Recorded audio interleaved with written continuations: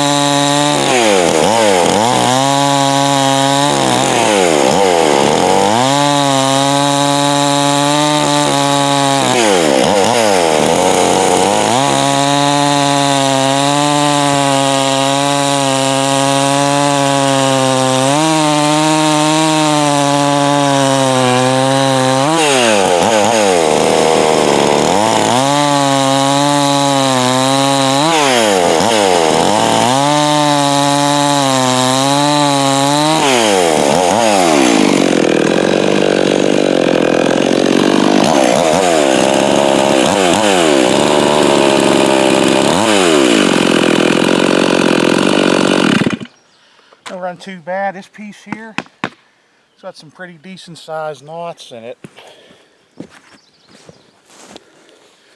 Pretty decent sized knots. See some of the chips that was pulling.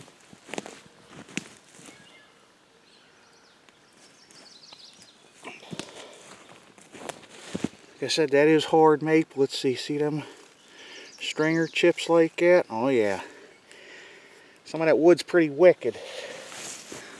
Doesn't seem to run too bad. Like I said, it still does have that, I guess that's a characteristic of them saws, has that part throttle.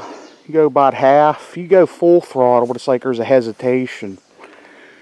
It could be because that's a clamshell saw, and the lower, that's actually a closed port transfer saw, and the crankshaft's right in the way.